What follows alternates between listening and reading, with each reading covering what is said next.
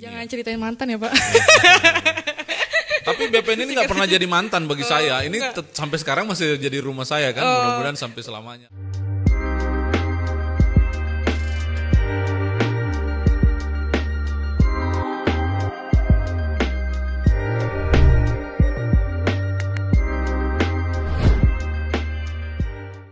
Halo Sobat ATR BPN Podcast dimanapun kalian berada yang menikmati sekali isu-isu yang ada di BPN ya. Seperti yang kita tahu kalau isu-isu yang ada di BPN tuh yang kita tahu tuh kan kayaknya berat-berat dan terkesan tua-tua ya, generasi kolonial ya.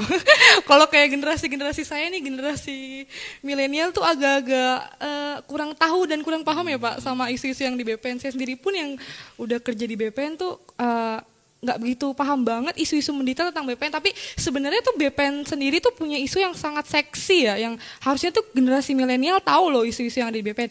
Nah di sini tuh bersama saya udah ada salah satu sosok sosok yang keren banget. Ini nggak kelihatan kayak PNS sih, iya nggak sih guys?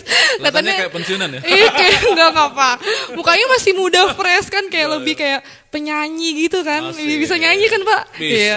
Di sini nih ada salah satu PNS senior lah ya di BPN, udah 20 tahun mengabdi di BPN. 22 tahun lebih tepatnya tuh. Lama banget kan guys. Kita bisa kulik nih tentang ATR BPN dari perspektif Pak Harrison Mokodompis ya. Kebetulan beliau juga menjabat sebagai kepala bagian pemberitaan hubungan antar lembaga ya, menjadi corongnya kementerian guys. Jadi tepat banget gak sih narasumber kita kali ini nih. Kita bakal tanya-tanya ke Pak Harrison, silakan sapa dulu Pak ke para pendengar setia kita, penonton setia kita. Ini disapa Sobat ATR BPN atau para podcast? Sobat ATR BPN aja kali biar kita lebih membumikan ATR BPN. Halo Sobat ATR BPN dimanapun teman-teman berada, sobat berada, saya Harrison Mokodompis. Dari marga ketahuan nih saya orang timur Indonesia. Orang mana Pak? Lebih tepatnya orang Sulawesi Utara. Saya orang Manado, Sangihe. Wih Sangihe, saya pernah kesana sama Bapak. Oh iya. Pengalamannya menyenangkan kan Pak? Kampung yang indah ya. Iya. Dan seperti yang disampaikan oleh Nanda, saya kerja di BPN sudah 22 tahun. Lumayan lah ya untuk bukan lumayan lagi Pak. Ya. Itu beda tipis sama usia saya Pak. Apa udah kerja saya? Udah ketahuan. Tapi tenang aja, saya kerja sejak berusia 10 tahun. Waduh.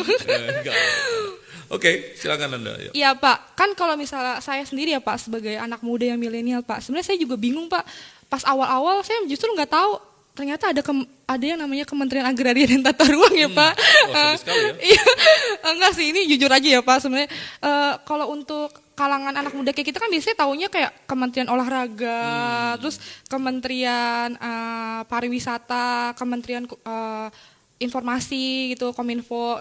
Nah kalau Kementerian Agraria ini kan yang tahu biasanya orang tua kita ya Pak yang biasa. Ternyata kan Kementerian ATR BPN ini kan ngurusin tentang sertifikat tanah. Pas saya tahu ternyata bukan cuma sertifikat. Jadi sebenarnya ATR BPN ini kementerian kita ini apa sih Pak gitu loh Pak. Bisa dikasih tahu kita sudut pandang. Nggak ada salahnya juga kalau dituduh seperti itu. Karena memang kalau sepintas kita membahas mengenai Kementerian ATR BPN ya. Ini kan kementerian yang ditugaskan oleh negara, oleh undang-undang untuk mengurusi administrasi di bidang pertanahan dan tata ruang. Dari judulnya saja sudah ketahuan nih, ini berarti urusannya tanah sama ruang. Tanah dan ruang. Ya, jadi kalau ruang, menurut Nanda perlu nggak ruang itu diatur supaya memberikan harapan hidup atau kualitas hidup yang lebih baik di masa depan? Perlu sih Pak. Nah betul, sehingga kita jadi tahu